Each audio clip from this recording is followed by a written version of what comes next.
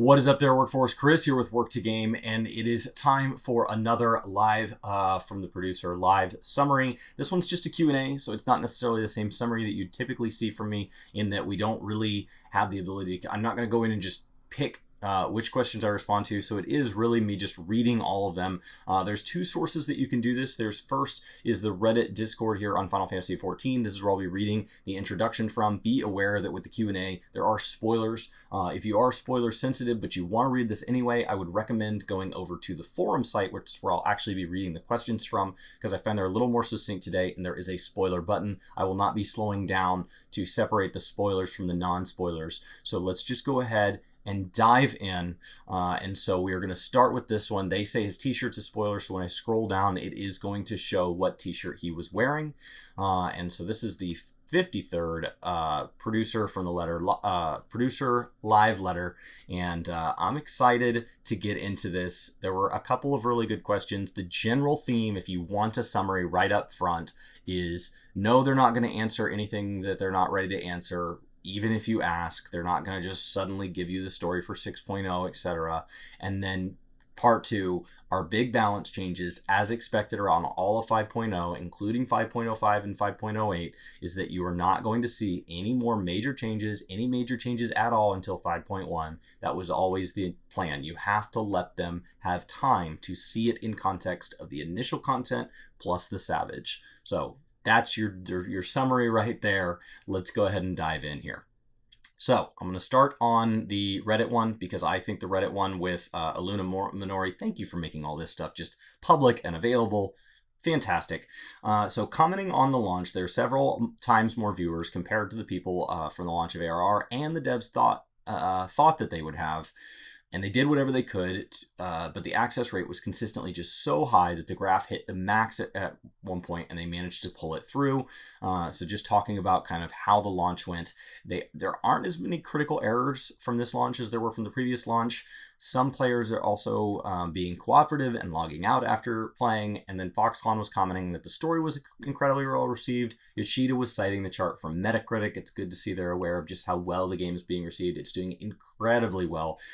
Even if you remove the label MMO expansion from it and just have it compete as a raw standalone game, this game is incredibly well received when you compare it to other titles that should really be able to beat it head to head, since it is in the context of like all these other expansions and so on. Commenting on job balances, he commented that there are several aspects that they couldn't finish balancing before the launch, but they plan to keep on balancing it. There are many rotation changes, there are drastic changes, so they did whatever they could, and there will be discussions on the aspects of job balances. So let's go ahead and go into the Q&A. There's a reminder, there will be spoilers, and so I'm going to go ahead and jump over to this side where Matt Hilton from the community team has gone ahead and put in just the questions and the answers. If you want the more conversational translation with the slides, check out the one on Reddit. Links to this will be in the description below. The other one is, like I said, just over on Reddit, the Reddit Final Fantasy XIV Discord, underneath the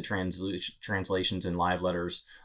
These are fantastic. They are done live. This is where I get most of my information when I want to see something that's been put out in Japanese before it can make it over. These are actually available several hours before somebody like Matt is able to get us a more official version from Square Enix. So, first question. As a ninja player in Savage, by the way, I'm sorry about the green screen, doing the best, guys, but it is early in the morning. I'm trying to get this out from where this was filmed last night, and I don't yet have the lighting to get it really super smooth. I just don't have enough, it's not bright enough in here, but I'm excited to try to use the green screen in the format anyway. As a ninja player in Savage, when comparing DPS with other melee DPS, I feel like the potency increase to Gut Slash was just not enough for overall damage. Our damage feels lacking for the amount of difficulty when playing the job. Any plans for a ninja adjustment? Many players provided feedback regarding ninja, so we touched on this topics via a presentation slide. The development team feels that there's three main points as your main issues: ninjutsu and I'm doing the best with my pronunciations here, guys. Ninjutsu is easily influenced by lag, and we were reaching a limit on how we could adjust it, so we were planning to restructure ninjutsu itself. The playstyle of putting together Mudra will remain, but they will not be weaved between global cooldowns. Instead, we were thinking the playstyle would be something along the lines of use a combo, use ninjutsu, return to combo. However, this adjustment would require readjusting Ninja's entire DPS, so we were unable to make the adjustments in time for patch 5.05. Therefore, these adjustments will be made in patch 5.1. Too many inputs are required to perform rotations for maximum damage output. We are reconsidering the combo rotation. The party utility of Trick Attack and Ninja's total damage output need to be rebalanced. We will be increasing Ninja's personal damage in patch 5.08. However, Trick Attack has a lot of influence over the party's DPS, so the values will be adjusted with this in mind. Additionally, as mentioned above, please keep in mind that these values may be readjusted again in patch 5.1. So in general, yes, they are worried about you, Ninja, but patch 5.1 is your real and true answer, even if they've touched you sometime along the 5.0 cycle or do. That's the theme here. There have been adjustments for patch 5.05, patch 5.08, but really patch 5.1 is your first major stab at adjusting the balancing. That doesn't mean they'll get it perfect, right? They're going to do a big change at 5.1, and then from there, expect there could possibly still be another shift at 5.2. In my mind, once again, they're not going to be able to go from 5.1 to an immediate pivot for 5.05. So the adjustments for something like a 5.15 would probably be smaller than something that they could do for 5.2, where they could pivot yet again if needed, if they don't get it just spot on at 5.1. And this will be the same with 6.0. 6.0, there will be job changes. 6.1 will be the first major round of balancing. 6.2, if there's anything still lacking. It just takes time, guys. And without public test realms, it's nice for them to get to see how we play it in main content, especially in that Savage content where you have the top level players playing at that top level encounter as a chance to kind of really test, is this stuff working? Is it working the way it's intended? Whether or not that's the way players prefer it. As a samurai, a pure DPS without party utility, I feel like we should be able to output more DPS.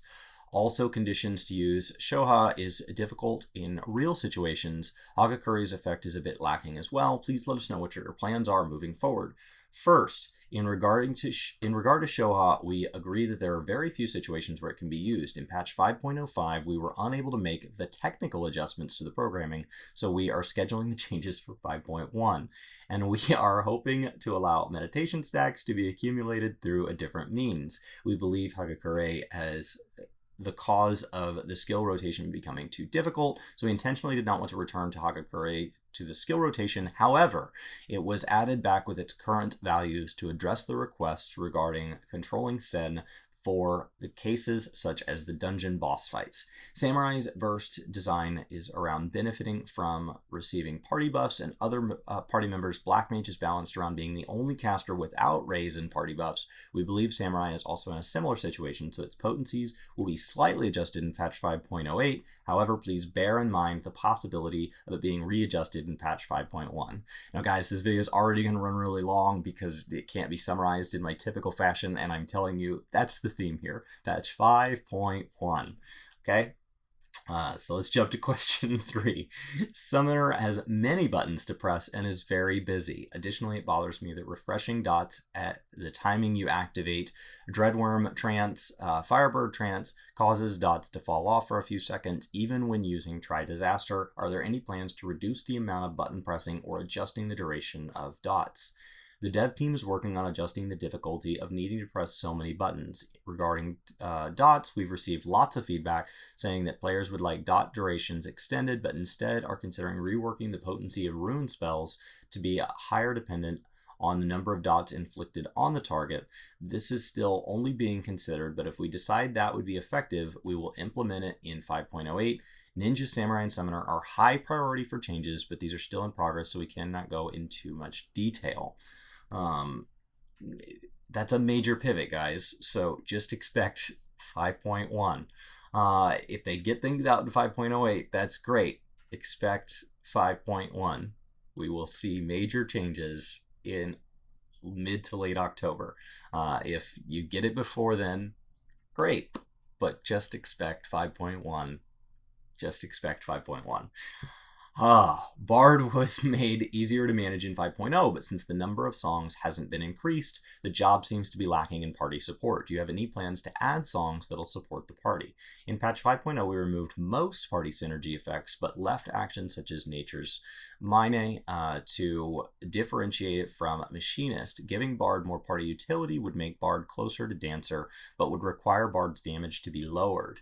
The current situation is that it has some party utility, and has decent damage, which is hard to balance. However, we would like to consider player opinion, so please continue to provide feedback on the forum so that we may reference it for future adjustments. Bard is one of the many jobs that, playing it as a brand new player from level 1 to level 80, you get some major identity changes, and so it is nice to see them at least taking into account what players are thinking, but ultimately, just give it time, guys. Thanks for the adjustments made towards Astrologians. Both the controllability and heal potency has increased and it feels much better. Do you have any plans to add new effects to the cards? We are truly sorry about the initial issues with the feel of the job. That said, card effects were changed to their current iteration because we received feedback from all the regions that players did not want useless cards. It does indeed, however, lower the feeling of drawing a good card, but if we made certain cards significantly more powerful than others, we would just be returned to fishing for the good ones, so we decided to simplify it. We plan on continuing with this style for now. Thanks for major updates to PvP through patch 5.0 and 5.05. Keep in mind, guys, the Garo event is ending with patch 5.1 in October as a side note here. So get in there and do your PvP if you're kind of done with everything else and you want that stuff. I'd like to hear any future PvP adjustments that are planned and anything about next season you can share. We've received lots of feedback that there aren't enough actions, so we plan on increasing the number of actions for each job to about 16 in patch 5.1. These changes will include giving tanks defensive abilities, healers group healing capabilities, and giving all jobs self-healing actions in the form of charged actions. Additionally, in patch 5.1, we are planning to introduce a new PvP content that the dev team is currently calling Seal Rock 2 internally. However, this may be slightly delayed depending on situation. This is a huge change, guys. This is a huge departure from where PvP has been recently and could drastically change the state of PvP in this game. PvP in this game, just for anybody new to the community, I am telling you, it's an underutilized part, so the wait times tend to be long, but it is a very fun piece of side content, and when they come out with changes, that's the time to play, because that's when wait times are at their shortest. It's really exciting to think about them doing something this new, and the fact that they're saying the Garo event is coming to an end, and that I imagine this new content is going to have a lot of rewards locked behind it and be something very new and very exciting, that they're willing to say, okay, Garo needs to come to an end now, and that it's time to do the other one. I would be interested to see if they extended the Garo event, if this does indeed end up delayed, or if it just ends up being that needs to end when it needs to end, and this is kind of that Eureka where we're going to come out with it as fast as we're able. We were hoping for this timing, and we ended up missing it slightly. Question 7. There are no tank-related adjustments in patch 5.05. Are there any plans to adjust them? I think the balance is there, but I'd like some more adjustments to warrior damage. I don't believe there are any differences between the tanks that are considered major disparities. With that being said, we are looking at the Savage feedback to see if there's anything we're overlooking, so it's not as if we think the current implementation is perfect. We will continue making adjustments in 5.1, such as increasing the duration of defensive buffs.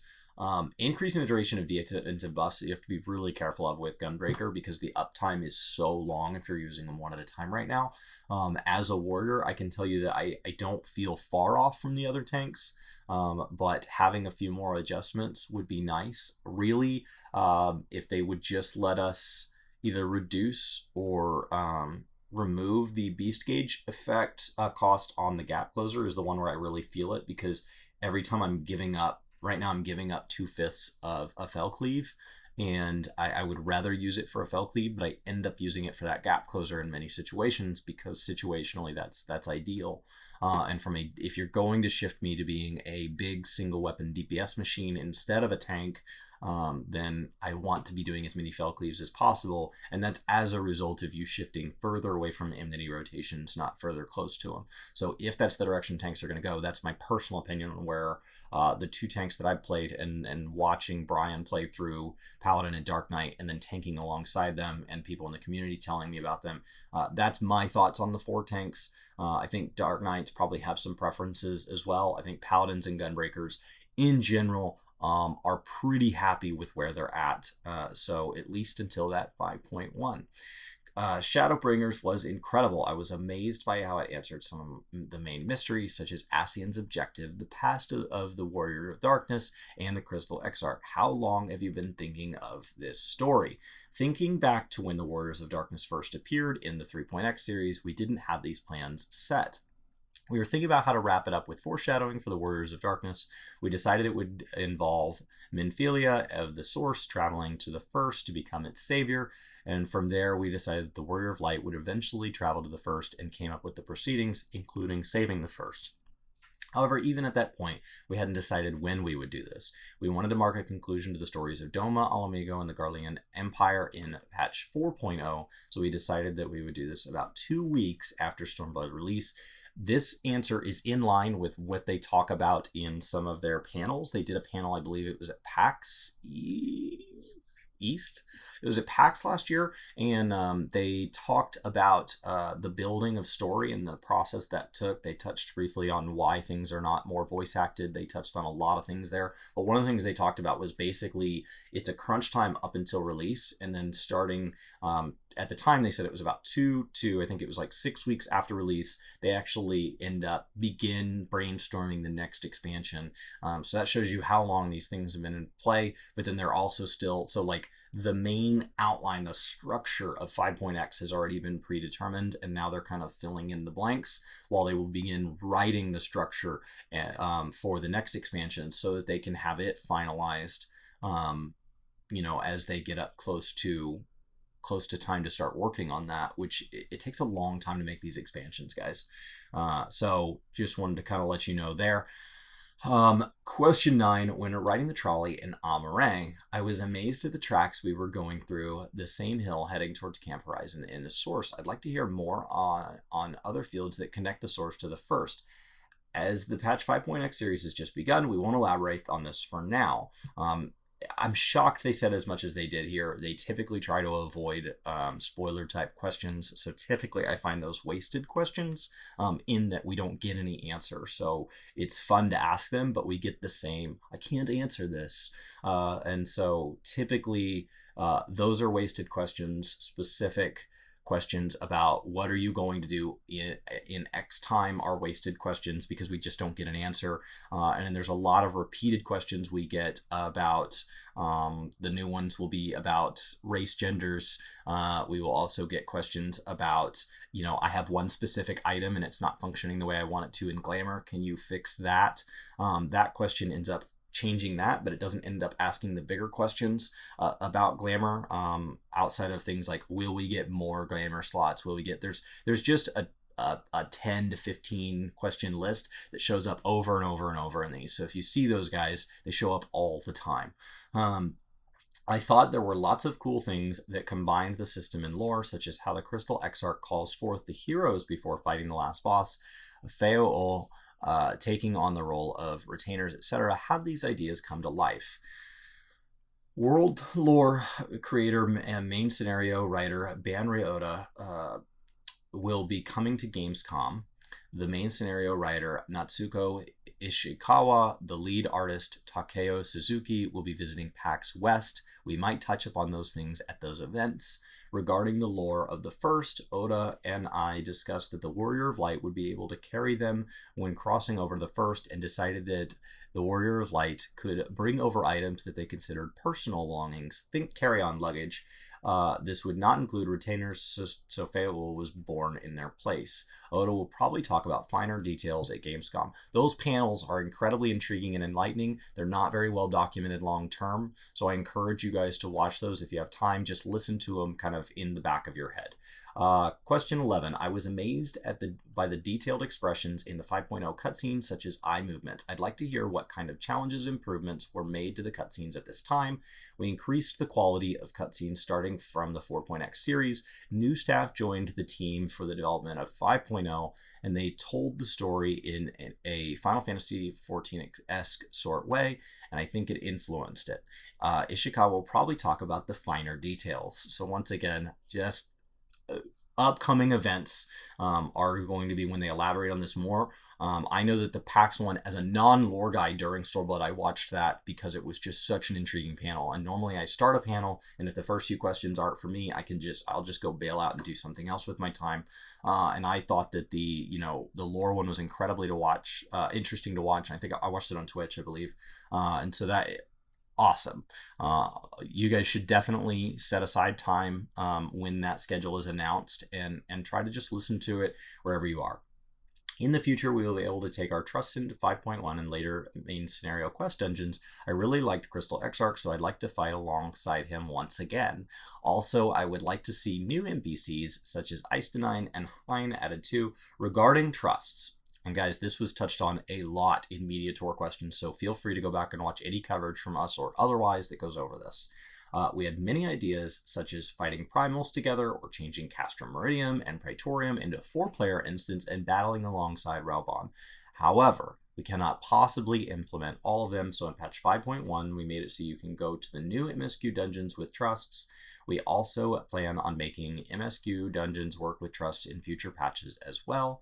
As a side note, while progressing through the MSQ in 5.1, they will come with you as a part of the story mode, so you won't have to worry about having to level them up through the trust leveling system. So that last part there is really the big answer that we would not have had leading up to this. We knew that they were working on adding them, and that it was a 5.x forward-looking things, even though it's not that they didn't think about it being before. This is just something that's it's a huge amount of those weren't designed with that in mind. And so it's a lot of scripting and it's a lot of work, so they may never get to it.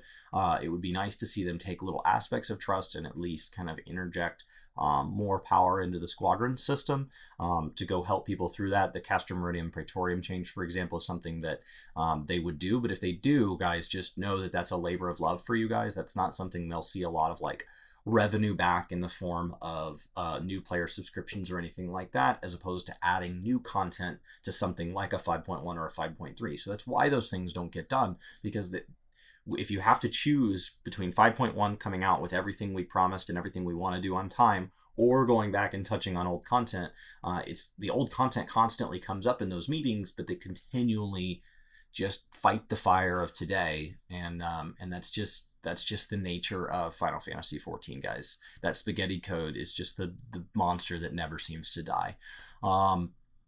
Incredibly good to see them confirm that you will not need to do that leveling up system. Getting that trusted friend title or whatever is a wonderful achievement in its own. Making people level it up just because they don't want to necessarily have to play with a friend or wait for a DPS queue to go through MSQ with this, I think is a good long-term decision for this game. There's always at least one. Were the sandwiches from the MSQ quest handmade by the Exarch himself? If it's handmade, I'll store it safely, but if not, I'll just eat them up, so let me know. I don't know. It's okay to just eat them? What is the answer you expected here, guys? You get the undivided attention of devs with these questions. And this is one of those questions where it's just like, okay, they're only going to answer so many. Like, is this... Say they're going to answer 10 questions. Do we want this to be in the top 10? I know it's number 13, but like, just what did you expect? I hope this was important for somebody. Question 14. I loved Emmett Selk. Are there any plans to dive further into his past? Once again, before even reading this answer to you, you guys should know it. I think we'll see more of the situation of what befell them. It's a story we've only seen from one perspective so far, so please think of it as a surprise for later. That answer is nothing. Oh, it was good? We will explore it further. Or we won't. That's the default answer to anything you talk about. Are there insert anything. Are there plans to further explore the story of X? If you want that question answered, before we scroll down and see if it's answered for you, the answer is, I'm glad you liked the story of X. We are glad that people are engaging with it, and we would love to explore it further, or we won't. We'll just have to see. That is 100% the answer every single time. We could answer 25 questions like that in one go. Just plug in your story related. I liked the story of this person or this event. Cool. I'm not going to spoil our future patches for you just because you asked, even if you asked nicely. Yoshi P, which of the main protagonists in Shadowbringers was your favorite? I really liked Runar. The way he cares deeply for Y'shtola really moved me, and through him, we can see another side of Y'shtola's personality. His voice actor was amazing. I also liked Thancred's comments when he was battling against Ranjit. We wanted to make the nature of his emotional attachment much clearer, and we were very particular about how he collapsed after the battle. The animator first came up with something like where he fell down naturally, but it looked uncool. And I felt he wouldn't fall down like that, even if no one was looking at the time. So we adjusted it. I also liked Urianger. We said one Yoshi P. There's a scene where he comforts another character where we get to show his gentler side, as well as a touch on the burden he's carried up till now. Remembering that scene still moves me. Again, I felt the voice acting was amazing. Questions like this really show us another side to Yoshi P, and I appreciate these.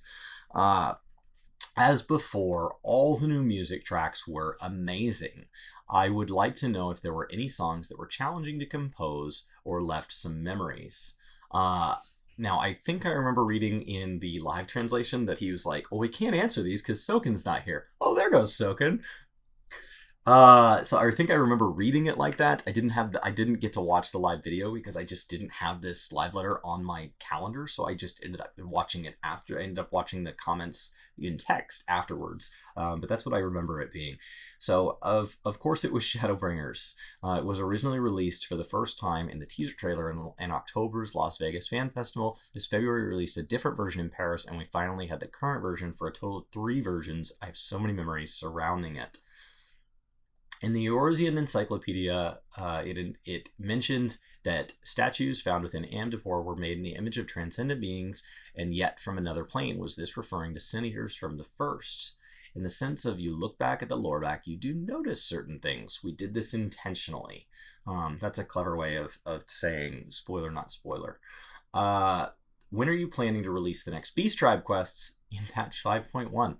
This 5.1 is enormous, guys. But if you wonder what's in the 5.x series, just as a general good rule of thumb, Mr. Happy has a video somewhere on his channel that goes over the entire 5.x schedule, roughly when you'll see those patches, roughly what you will see in them. I encourage you to go watch that.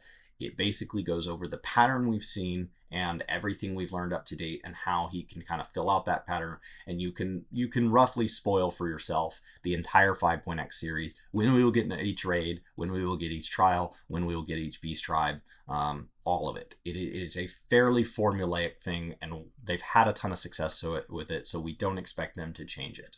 After trying out Eden, I was shocked by the Warrior of Light's imagination. How on earth did they come up with this version of Leviathan and Titan?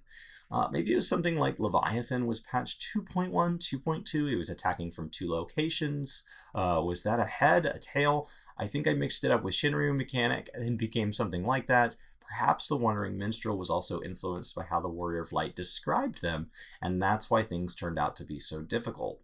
Titan is likely due to Thancred bringing up the topic of falling, which has probably got mixed up with the explosions and the goblin tanks. Interesting question. I'm not sure he's the best person to answer because he's not the guy. He's the guy pulling all the strings, not necessarily the guy individually designing encounters. So that's one that I would like to see kind of revisited at a panel where we have the people who wrote the encounters kind of all present, if that sort of thing is possible. The Lahith from the Rutika Greatwood the music is stuck in my head, and I'd like to know what the lyrics are. Director Sogan answered, I'll just leave it up to your imagination. Honestly, I don't know either. Let's just say the lyrics are unknown. The MSQ was great, but there were so many crystalline meme quests. But so were the crystalline meme quests. Will they be continued in the future? They are complete for now. If there are enough requests, we might do something, but for now we don't have any plans in particular.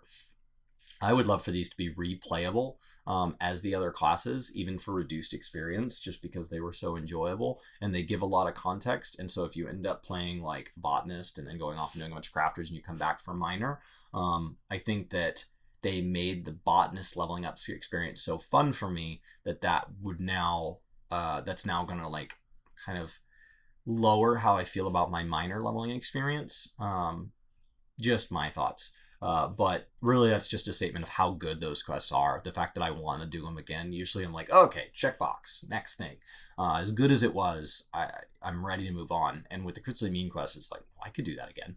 Machinist new Automaton Queen is super cool. However, the job didn't really explain why Machinist suddenly got to call out this robot. Please explain it in the lore, as well as Scholar Seraph Summon. Oda will probably talk about it, so I won't talk about it now. Personally, I want to support the theory I saw on Twitter about how the turret tried its best and turned into the automaton. The Amaurot in the Tempest is very beautiful. There's a very tall building outside of the accessible southern wall. Will we ever be able to visit? The entire city is a mirage, so you can't go there. To be frank, we haven't even made it. But think of it as due to the limitations of the architect and the development team. In addition, guys, like if we ever said there's an area X and will a future patch touch on it further, the answer is always going to be it's always going to be either a we haven't done it or a no. You're never going to get a positive affirmation, has been my experience with these Q&As. So unless you just want to have it ruled out as a no, or have it left open-ended but could still end up being a no, you won't get that definite, you know what, you got us, patch 5.3. Like they're never, the game is already very formulaic and very repetitive in its patch cycle, so releasing the content of those patches would really break the mirage of the beautiful experience it is to play through a Final Fantasy expansion from the 0.0 to the 0.55. So I'm glad they don't do it, but it also means those questions, guys, you just have to be aware they're never going to positively affirm, okay, you're right, Minfilia is going to come back in patch 5.4. Like they just aren't going to do that. Is there a way to tell the difference between male and female dwarves when they are wearing helmets? No, there isn't. There's no need to. That's how it was intended. I'm curious what mole tastes like. Is there a food in the real world it would taste similar to it? I think it varies for each person, but personally when I was checking it, I thought it was just bread. When you go to a bakery, there's a moment that you see something that you're like, I have to have this one. It's kind of like that. I think it's probably sweet. I think it's what you would imagine as I have to have this, is what mole is. Though if you eat it, you might become forgiven. That is quite a bakery. The Protectors of the Wood side quest in the Rutika Greatwood mentioned corals and Namatsu. Although corals can be seen in the first, I haven't seen any Namatsu. Will they be appearing at a later time? Okay, I'll read the question. It's possible that X is on the first already, but I'm not going to talk about it right now. Now, they do have a panel with Oda coming up, so they are saying Oda would know. Doesn't mean Oda will talk about it. So there's always a chance they're not going to answer these. Is the dancer in the opening trailer Lena? I'd like to see her dancing while wearing the artifact set. The rough sketch of the opening movie was first drawn up in September of 2017. At this time, we only intended to show the new jobs and new races. However, it seems like over the course of developing the MSQ, they made Lena similar to the character shown in the video. So we didn't intend for it to be the same character, but I don't know how the lore will be in the future. So, cool. Due to the loot changes in Eden Savage, we are seeing disagreements between pickup groups over the loot. For someone like me without a static, I'm worried that I won't be able to get any gear aside from exchange items. Do you have any plans to adjust the loot system? On the other hand, there's also the chance that you'll win all the loot, so it's quite difficult. In terms of sheer probability, the current system should come out on top. I think it's at least better than having the items drop for a role no one plays, so I'd like to leave things as is for now. With the addition of more jobs, it's become harder to get the desired weapon drops from extreme trials. I would like the system to be changed to something similar of those in Eden. I think that's a legitimate complaint about there being too many jobs in the game. Guys, if we have 50 jobs, how are they going to handle that? Without just putting them in more shared like roles where it's like, oh, all tank weapons drop from an identical token.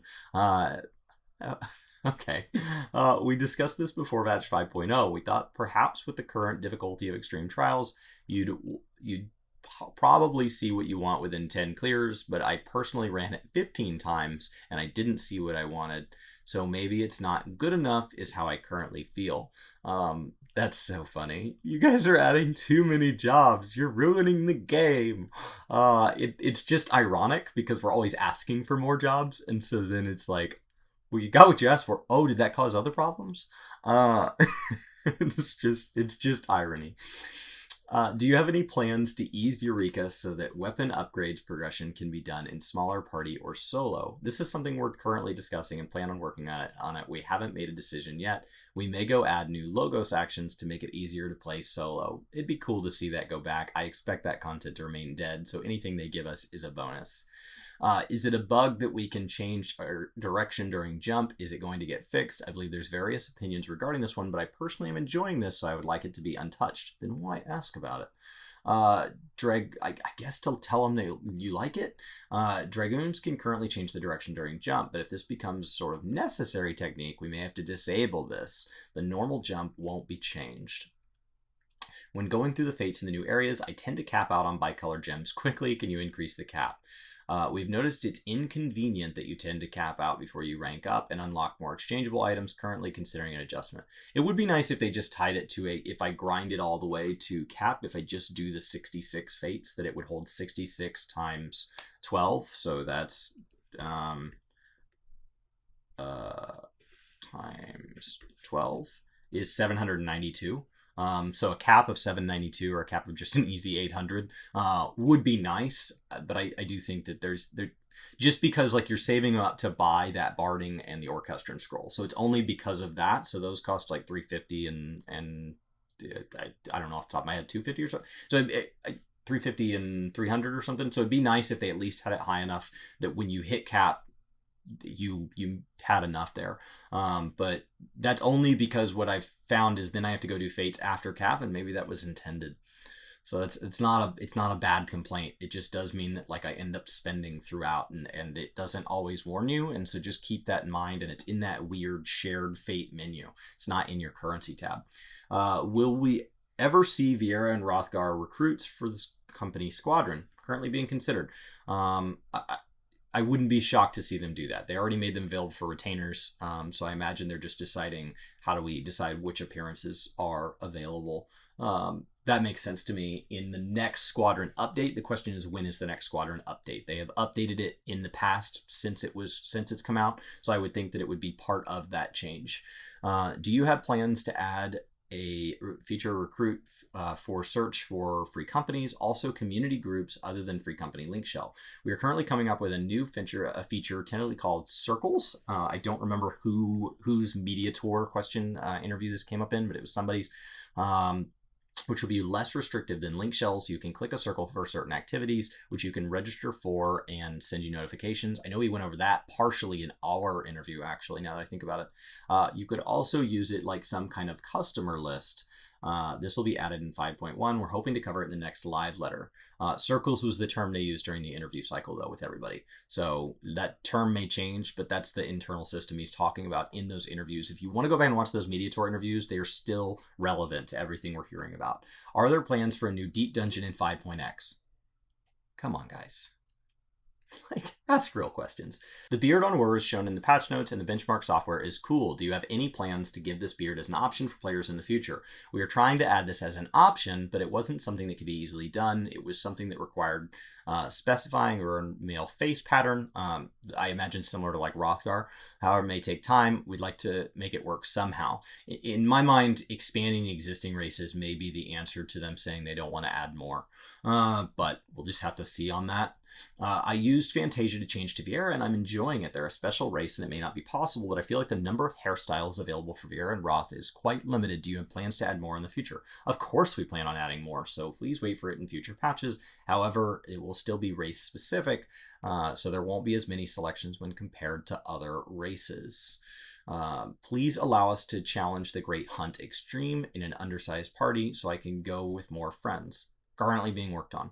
In the Tempest, the music doesn't change even when you enter battle. I imagine this is intentional since the large-scale fate changes the music, and I'm curious about the reasoning behind this. It's intended to offer an atmosphere of a quiet seafloor with foam appearing and the foreshadowing incoming danger. Some of you may have noticed that unlike other areas, the entrance is bright, but gradually grows darker as you go through the future.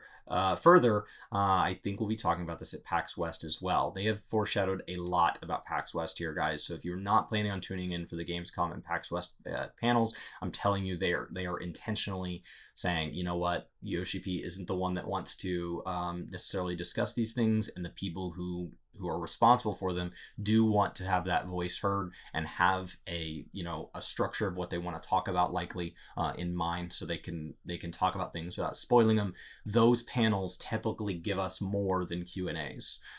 So I encourage you guys to watch that. If the sort of questions that I consider to personally be a little less helpful in Q&As, those panels are when those actually get answered, if they get answered at all. So FanFests, Gamescom, PAX, anytime there is a panel with the lore people present, that is the time when people can actually answer these. Yoshi P will typically just kick that can down the road. Will there be an extreme version of the last boss battle? It will be added in 5.1. That's in Mr. Happy's 5.x, I believe. It's very like, yes, like it goes through all of this. So that's just somebody that didn't know the pattern. The level sync feature of the 5.0 side quests was very helpful while leveling my other jobs. I hope they will be added for SideQuest 4.x and older. I understand how you feel, but it would require recreating all the data, so it has a very manpower cost associated with it. The new Game Plus that is currently in development also requires a lot of resources, so we're currently allocating resources there. As a side note, we're working on adjusting a Realm Reborn. Main scenario will be more compact. We're aiming for patch 5.3. Guys, they've been talking about consolidating a Realm Reborn for a long time. New Game Plus is part of that feature, and so the fact that they now have a timeline on it is exciting. The fact that they're working on it is not news. The fact that it is, if 5.3 is news, that's a big deal. I would like to know more about the in-game content for the Disciples of Handed Land, the restoration of Ishtar. Yeah, this would take topics away from future live letters. Yeah. Regarding apartments, it might be fun to make them an Amaurot and Crystarium themed. Once again, like nothing new here. Come on, guys. I would like to know what's in patch 6.2. Can you tell me?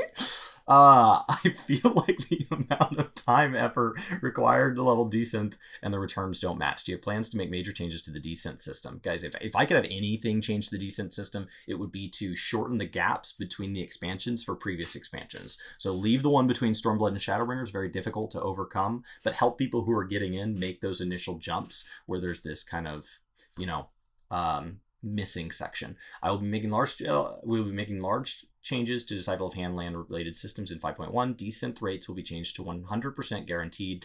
No need to level up skills. Desynthesis will become something used when you have a surplus of something. That's the plan we have in mind. I'll provide more when we solidify details. And with that, I will stop leveling my Desynth.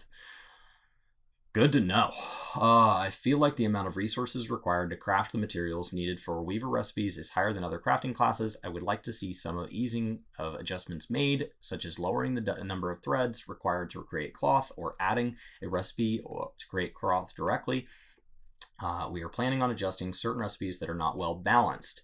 As a gatherer, it's frustrating when monsters appear near gathering nodes, especially in the Ratika Greatwood and the Great Majorum would appear. Would the adjustments be possible? We will be making fundamental changes to stealth in patch 5.1, including being ignored even while mounted. Please look forward to the updates. There's a lot of big crafting and gathering headed for this expansion. We've known that, and it's exciting to just get more excited about that. My main jobs are all battle related, and whenever a new raid is introduced, I ask others to help with melding materia. However, the success rate is purely based on luck, so there are times when it requires a good amount of time for melding, and I feel bad for the person helping. Can you consider adding this feature so we do it through NPCs? Not sure if it's what you're looking for, but we're considering further ways to make over-melding happen much quicker. Leveling up a crafter isn't too difficult, so we recommend leveling them up once the expansion is calmed down a bit. We understand that the fun of crafting is hard to convey, so we'd like to make changes to ensure more people enjoy crafting. That's in line with what they've set up to this point. Expect major crafting and gathering changes this expansion. With the addition of more jobs, the main arms section of my armory chest is constantly full. If it's possible, can you increase the amount of slots for my main arm? If it's possible, rings too. This is limited by data transfer amount, so it's currently difficult. Like adding more housing plots, we have to make sure these additions don't negatively affect the server load in order to maintain a positive gameplay feel. The issue is less about database space and more about the amount of data each character carries around with them. When the character carries around a large amount of data and teleports all over the place, this increases the amount of data being transferred and increases the server load. However, this doesn't mean we won't be adding more in the future. This is the advantage of statements of things like we're dropping PS3 support. Every time we or moving to changing something with server like cross-world visit, anytime there's a moving forward of the hardware, that's when features like this show up. There are lots of interesting pop-up dialogues from NPCs, but there's something hard to read. Would it be possible to change the display of size or have text be displayed for a bit longer? They are implemented in a way that they won't be strain the rendering, and so allowing the text scale would make it quite difficult in terms of the rendering process. However, I do think it's quite difficult to read, especially when playing at higher resolution, so I hope maybe we can do something. Maybe making them adjusting is difficult. Might be possible to increase the size of them altogether, so we'll consider doing this. I love Feoul. I would like to change my Scholar's Fairy to look like Feoul. You never know if Feoul will listen to your orders. They might refuse to heal you until you agree solving riddles for 7 days and 7 nights. That seems impossible. Had to stop for a phone call, and as sun rises, I become translucent. Question 50. Are there plans to make it easier to tell if an attack is physical or magical? I believe we've answered this before, but we haven't implemented this yet and would like to delay the patches. We often make last-minute balance changes, and we might have to change a physical or magical attack right before release. If we were to display this information, we'd have to change the UI whenever we make such an adjustment, and that would delay the patch releases. We understand that we are not intentionally trying to withhold information. Please add a preview for battle voices in the character creation menu. We hear them quite often while playing, so I'd like to make sure I pick the one I want. It'll take some time, but we'd like to discuss the possibilities. By the way, that's the answer that says you asked a good question. That or when they elaborate, when they go into a big long explanation. The two best, in my opinion, uses of a Q&A are to drive development in the direction that you want, that is, within the realm of things they're excited to do. But they might say, okay, we've got 20 things we're capable of, and we're picking what we think the best 3 are to focus on first. Oh, you like this? I'm happy to move that up the list for you. It was on my list. So like something like this that they're like, oh my gosh, totally, great idea. Or the like, let me explain this. So those two questions right there, just to take a brief break as I've kind of criticized some of the questions asked, I do want to note, like, in my opinion, that is the two answers that say you asked a good question. Something that they have a chance to elaborate on information that we could only guess at, and something that says, like, great idea, let's get started on it. I often find myself ending up with a lot of equipment with low durability when leveling my jobs. Would it be possible to add a feature that repairs all my items in my armory chest at once? Let's repair whenever possible. That doesn't answer the question. And the fact that there's not a repair all button, just come on, Square. Like that UI, that single UI change drives me nuts. Sometimes when I unlock a new action, I forget to add it to my hotbar. Please make it easier to tell when an action is already placed on a hotbar or not. We've made it so you can add actions to your hotbars before you unlock them, so please try using that feature. that's not really the same, because when you're reorganizing hotbars, say you're trying out a second HUD, it'd be nice to wipe it clean and it to have something like a gold ring around it that shows either that it's equipped or that it's not equipped, so that you could use that to say like, oh, there's some here, or like a little green check mark or something like that that shows like you're missing these. Just because, like, especially with situational abilities, you don't always realize it until you're in that intense encounter and you go to find your big long cooldown and you're like, oh, that's not on my bar. Now, you would still have to remember to place things that are in separate tabs, like limit break being on your bar. But one of the ways to avoid that is I keep limit break on a shared hotbar. That way, if I ever redo my HUD layouts or if I ever get a new class added to the game, my limit break and my sprint and all of those base things are just built in. So hopefully that makes sense. Do you have any plans to add crafted primal weapons for Gunbreaker and Dancer? Sorry, we don't have the free resources to account for this at the moment. The character team might slowly work on it in between patches, but I can't say we'll do it.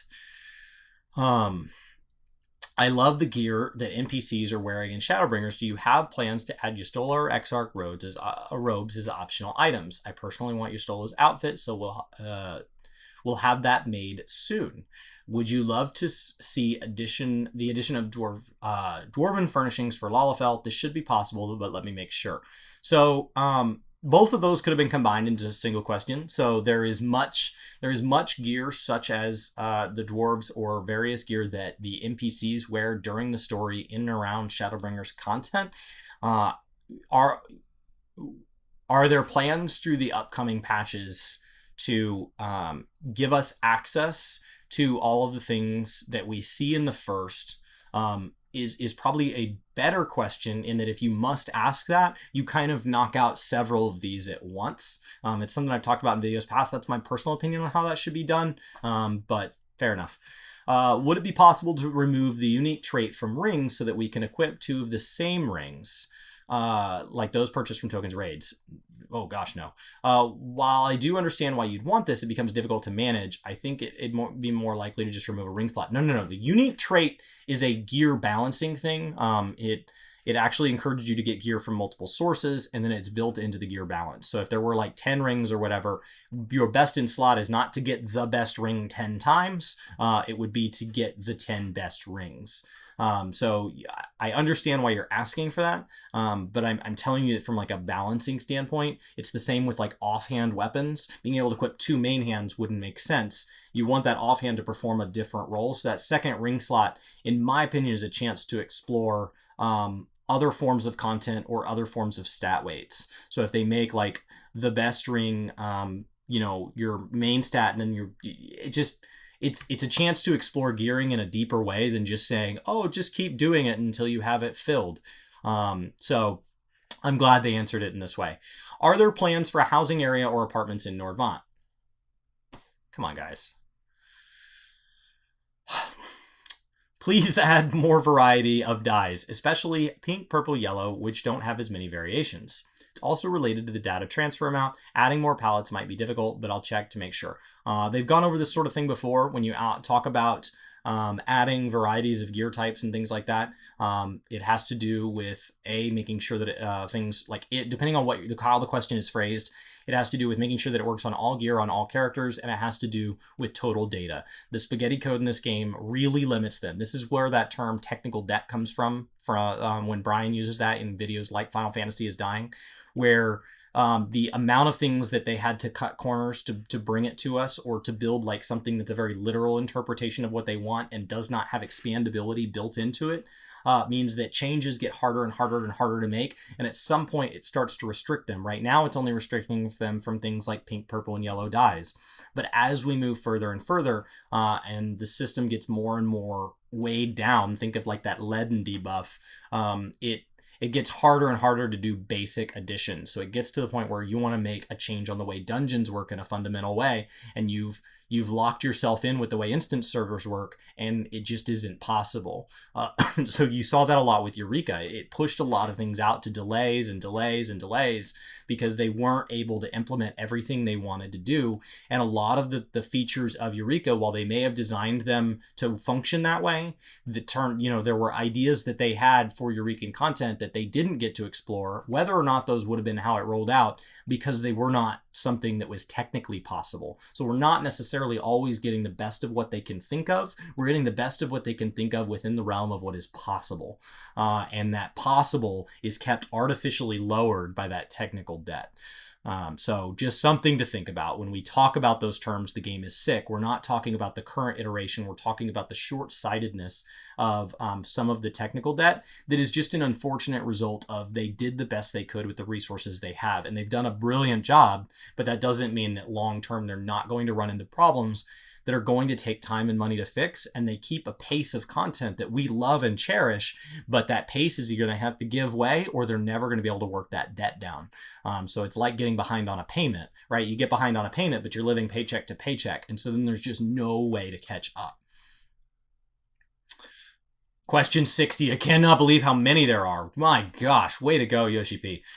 Please add a minion to fail. I think it'll be added at some point in the future. I thought a player opinion would be more divided, but I'm glad so many players like them. I think when you're asking about minions and things like this, putting a bug in their ear is a logical reason to ask it, but on the other side, we know that there's minions and mounts yet to be added. So, give it time.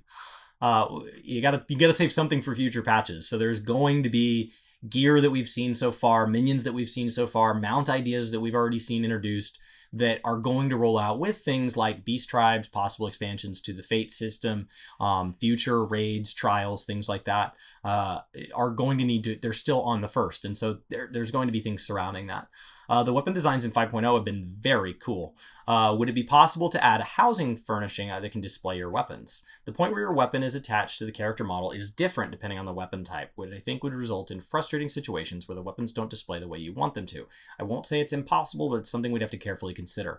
One of the things that I think would be really neat is that if they built something like, if any of you played Minecraft, like an item frame, so it either displayed the full item, or it might even have to be an item frame but set by type, which would be a neat way to explore different crafters making different ones. So like item frame axe, and item frame axe is made by carpenters, and it's just a frame and it holds axes. And then item frame sword, and that's made by blacksmiths. And it would be neat to see them kind of lean into that technical limitation and build something that it's like each item was inherently different, because I like when they add something that encourages people to have all the crafters. I'd like to, not necessarily one person having all the crafters, but if somebody's like a main, like I main carpenter and everything's always given to these people, like I like when they spread the love, not necessarily that they require that every crafter is an omni crafter. I'd like to allow my minions to roam around the house like they do in Golden Saucer's Minion Square. I've mentioned this before, but for minions to walk around the house, they would need to avoid other objects, which doesn't seem like something we can do with the current housing system. It seems like some time before we can announce it, but we're planning on a sort of farm for them, so please look forward to it. The term farm has been thrown around a lot this expansion. I can't wait to see what that is. Please make the purple trees in Lakeland available as a housing item. That should be possible. Please look forward to it. That would be a neat expansion to the Fate system, to start putting housing items behind those bicolored gemstones. There was a mysterious singer at Fan Festival who was wearing a Byakko-themed kimono. When will this kimono be added to the game? I'd buy it for 20 million gil. I don't think this will be added. Please add the Attestation to the Crystarium's end. We also discussed this during development. As I mentioned earlier, the Attestation is also not the Warrior of Light's personal belongings, so he can't travel to the first. There were ideas about having Feol cut your hair, but that requires skills and techniques, so I don't think that would be possible. But at least remember the source when you want to adjust your hairstyle. I think it's important that we keep some value in the first, and the source. So one of the things that, for those of you that have played games that have had expansions that take place in other locations, which is fairly common, you end up with these areas being unused. So you end up with like Kugane becoming this dead city, and you end up with Foundation becoming this dead city. And so the first being so beautiful and so amazing, I want them to remember to take us back to our main capital cities because I don't want those to die. And then I also hope that they introduce things to the first that are designed in a way that they can live on and have value long-term to your account. So it would be nice if there was an encouragement to come back to the first when we're talking about, 6.0, 7.0, 8.0, because there's a risk that Crystarium and Amaurot die. Please allow us to confirm the help text for fairy actions through the scholar actions that activate them. This will be implemented. I assume by the way they said that they've already got that slotted for the 5.1 changes, but we'll see. There were lots of cutscenes in the side quest this time, and it really does demonstrate the quest team's hard work. Do you have any recommended side story quests? I was very anxious that the fairies in Ilmeg would be a repeat experience with the Muggles. I'm glad to see we managed to barely avoid that. The side quest I recommend players check out is this one. It's the one about the dwarf that I can't properly greet because he's reluctant to accept himself. He's unable to understand his own strengths, and it really made me feel that the characters truly live in this world. If I could answer that, side quest that really meant something to me, I don't know if I'd consider them side quests, is the Aetherite unlock quests in the Tempest. That was the set that to me most opened my eyes, but I haven't finished all my side quests yet because I'm saving those for leveling my dancer. So maybe when I get to what he's talking about, I'll agree with Yoshi P. But, feel free to share below what side quest or what role quest or what maybe meant the most to you or had the most impact outside the MSQ that really made you identify with the first. Feels weird for somebody like me to even say that. Please set appropriate item level restrictions for leveling dungeons. Currently, it's possible for players to enter even if their item level is too far below to actually complete the dungeon.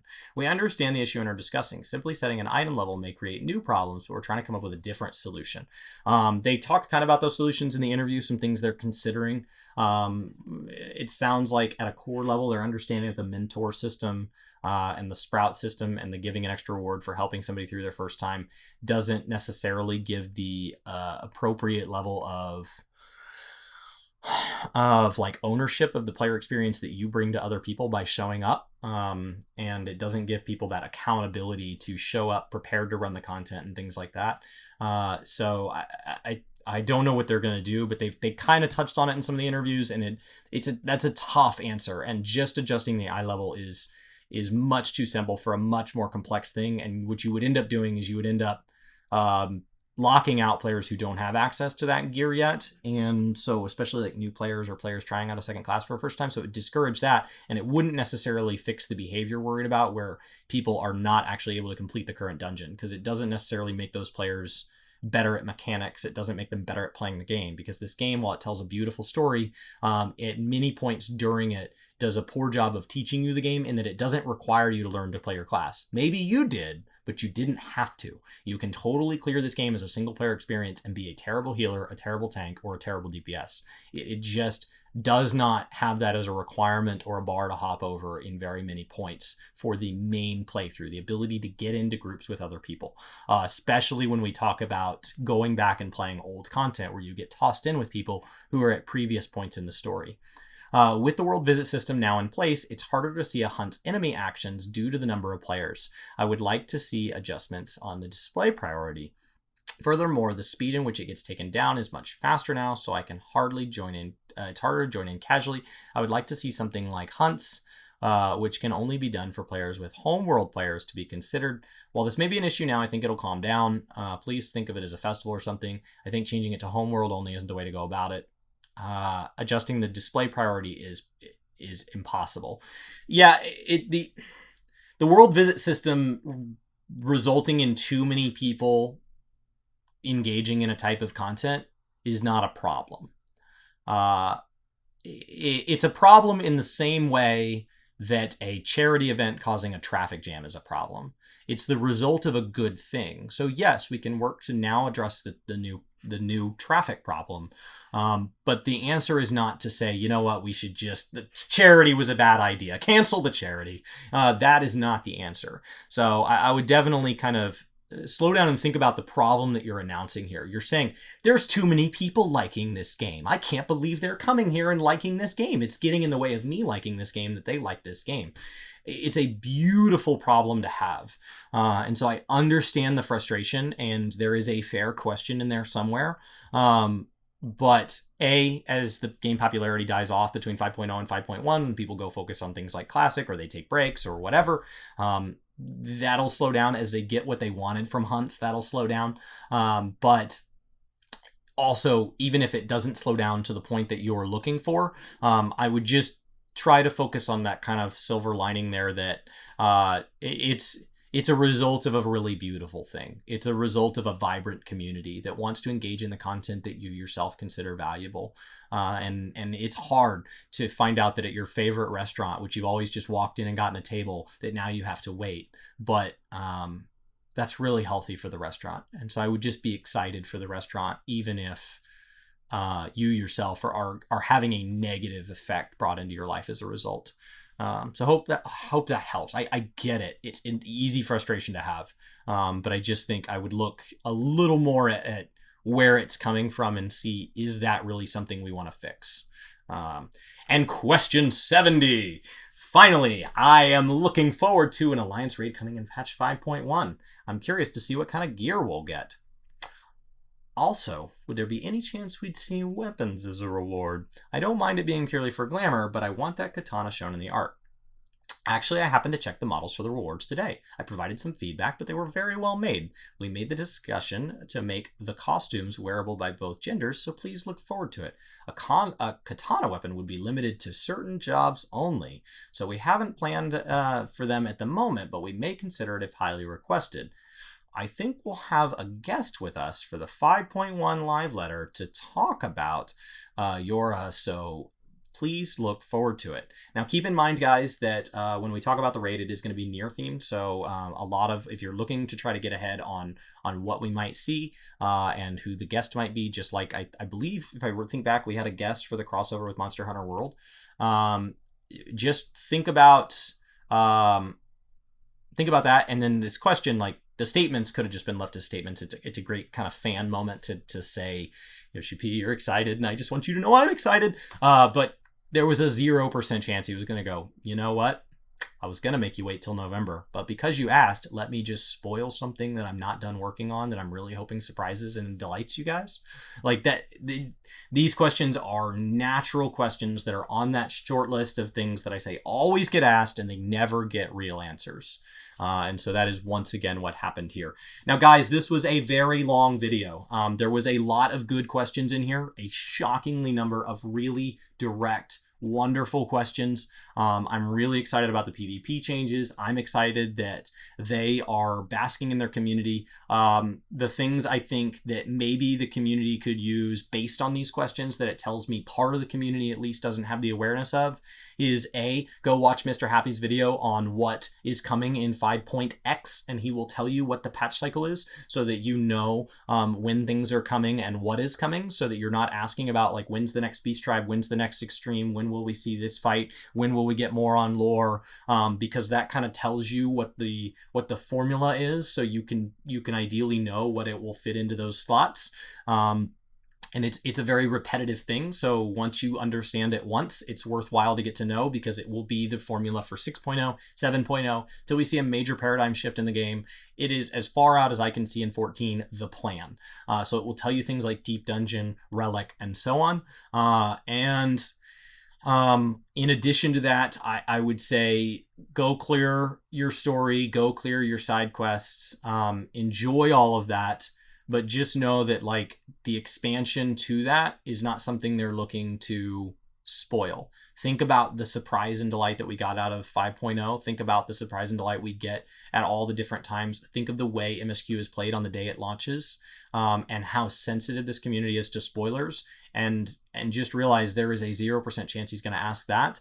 And then the last thing I would tell you to do is, if these questions are things that you want to know more about, Yoshi P's not actually the right guy to ask. He is the head guy and he knows a lot about the total direction of the game. But when you start to get into specific lore questions that would not come up in future story, clarifications on past events that are not meant to be left open-ended, but maybe you just wish you had elaboration on. So it wasn't like an open-ended scene, like a cliffhanger. It was something that you felt had like you just felt like maybe got mistranslated or something, those questions should be directed more at the direct lore people. So questions about boss encounters should be directed more to people who designed the boss encounters. And while Yoshi P has a huge hand in all of the parts of this game, they have panels at things like FanFest, Gamescom, PAX, all of that, where they actually sit down with the people who actually headed up these teams, and they are very good about answering these very transparently. So while these are very good questions, they are not good questions in this format. If you're hoping for a long, meaningful answer, you're going to get something very short and to the point, and typically kicking that can down the road. So I would hold on to those questions, and I would ask them somewhere else. I would ask them then. Those panels are something usually aired to Twitch. Now that FanFest is kind of something that's also documented that way. I think that there's definitely something there that, engaging in the forum and engaging in those live events outside of live letters will actually more likely give you a more fulfilling and deeper experience with the community team than simply hoping that Yoshi P gets to your Q&A at a handful of Q&A live letters that he does. So I hope that helps. I was really excited by a lot of these. I'm really excited by Shadowbringers in general. I cannot believe they got to 70 of them. The reason I get sensitive about questions that I don't feel move the needle forward is that usually sometimes for Q&As, like the Q&As at FanFest, they only take like 8 to a dozen or something like that, and so you end up with these really narrow things. So a wasted 2 or 3 questions that either could have been combined or we could have already told you the answer to before you asked them really hurt, because you end up with 25% of your available question pool just being nothing. It's just empty. Now these do get cherry picked, so the community team does, as opposed to when they're waiting in line at a live event. So the other thing is, if there are easy ones in here, the community team picked those either because they were very prevalent or because the questions that were hard were either going to be too lengthy of an example or they were going to be spoilery. So just they do cherry pick, but they only cherry pick from questions we actually ask. So when you're asking questions on these, just keep in mind that your question is part of a total pool, and that we want that total pool to be as loaded as possible, so that whatever number they pick out of how many, we just get the most detailed and deep information as a community, because these are rare chances and rare glimpses into the game that we all love, that honestly most communities I don't think get this level of communication this regularly. And so it's incredible that we do, and we just want to take advantage of that and cherish it. But thank you guys for watching. There's a lot here. I'm sure Brian and I will be referencing this or talking to this for a while forward. My name is Chris with Work2Game. Have a fantastic day. I am working on the lighting so that this is a more consistent thing, and I will see you guys next time. What's going on, Workforce? Chuck here. It's been a good long month, and I just wanted to say thank you so much for hitting that subscribe button. I just wanted to invite my friend Terry, the T-Rex from Texas, out here. Howdy, y'all. How's it going? This is a really fun end screen video. We should have written a script, right, Chuck? Oh, I agree totally. In fact, I think both our voices sound exactly the same. What are we to do? I don't know. I think we need to get a better voice actor. Yes, I agree. Which one of us is talking? Ah.